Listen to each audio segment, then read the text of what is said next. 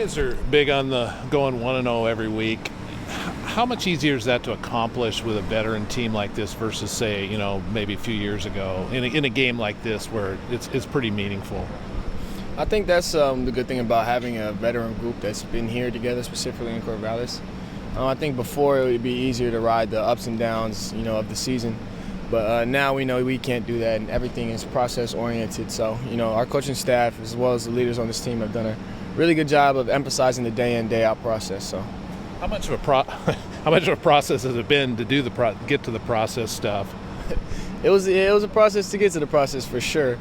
But I just think, like I've been preaching, I just think that this team overall has just embodied everything that Coach Smith and the staff has brought to this program in terms of culture and how we do our business. Teams obviously seem to play better at home in general, but the last couple of years it seems like you guys have really elevated that. Why do you feel like you guys have really stepped it up at home the last couple of years? I mean, the way that we look at it, this is our house, and you won't want to beat us in our house. We're gonna die on that field, defending home turf. So that's the mentality that we have. We defend home turf, not only for ourselves but for our fan base, for our entire program. And they do a tremendous job, Beaver Nation, Beaver Dam, of supporting us at home games. They make it really loud, make it tough on opponents. So I can't wait for this weekend.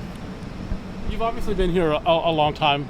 Do you ever line up in the defensive backfield, look at the offense, and go, "I've never seen that before"? Or are you always like, "I've seen that before"?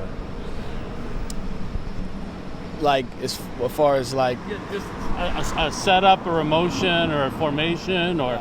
No, if you haven't seen it, if things are new, like they're brand new and they haven't put it on tape, then it's like, okay, you haven't seen that before. But other than that, everything that they put on tape, you should watch. All those motions and all the trickery or whatnot. You should be seeing that if you're watching film. So.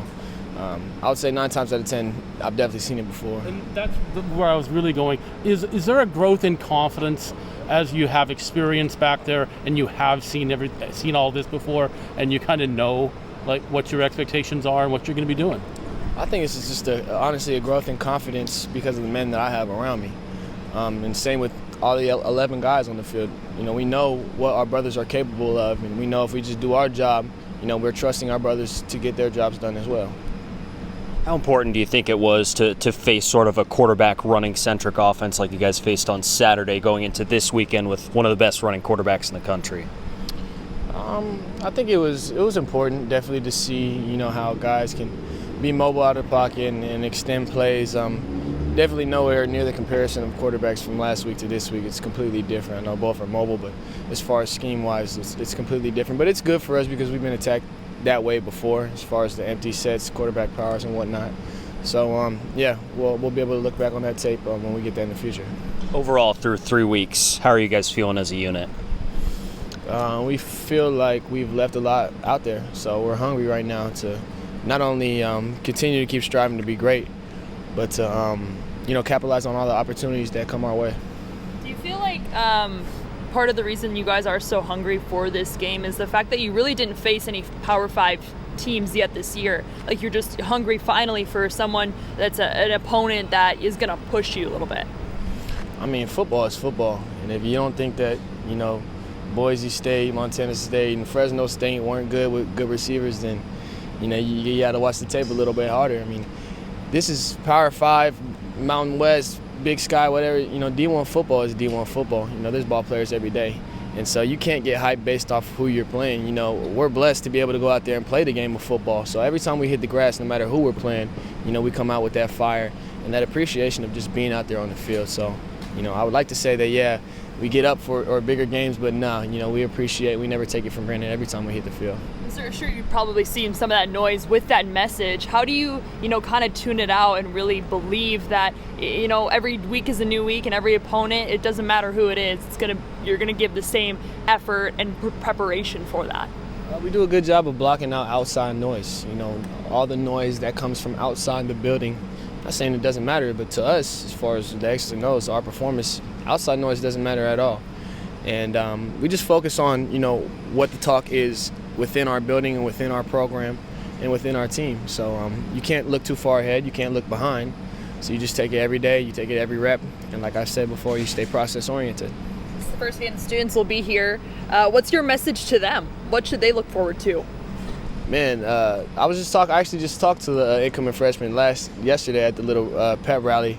But I was just saying, you know, Beaver Nation, Research Stadium, when it's packed out, when the students are rocking, I know it's got to be one of the toughest places to play in this conference. So definitely advantage Beavs, you know, when Research is rocking. And I can't wait to see everybody out. And I was told to say wear orange, too. Well, you've given us your unit assessment. I get the defense overall. How about you specifically? You've gotten a Pac-12 Defensive Player of the Week award. I'm not sure how much stock you really put into that, but overall for yourself, how do you assess yourself through these 3 weeks? I thought I played decent. Definitely not the best of my ability. I feel like I've definitely left some plays out there, but you know, I'm happy with the improvements that I made in the offseason on my game specifically. You know, the very specifics of my game that I wanted to really make a change. I feel like I made those changes, and now altogether it's just about, you know, trying to play as best you can play every single week. You know, striving for perfection, knowing you'll never achieve it. You know, and that's what we do as a unit and individually. You know, every Saturday. You can pick one part of the game that you think will be a difference maker. What would you think? Like, if you had to, you know, look into the future, what do you think that one thing would be? What would be the difference maker? Special teams and turnovers. Around the country, USC's offense is obviously getting a lot of run. What would be your pitch about your offense? Because you see them every day. Yeah, I mean, I'm hearing a lot of talks about, you know, SC's offense and, you know, what they do and what they've done in the country. And obviously we respect them just like we respect all of our opponents. But, you know, to the flip side, you look at our offense, you know, these are guys that I go against every single day. You know, I know we got a damn explosive offense too. We can run the ball, we can throw the ball. You know, we have a dynamic quarterback that we all trust in this program. And so, yeah, it's awesome to get to watch those guys every single Saturday, you know, slug it out with some of the best defenses, you know, in the country. And they've done a tremendous job, not only this year, but from, you know, the past few years. And we'll continue to have our back as they continue to have we'll continue to have their back as they continue to have our backs.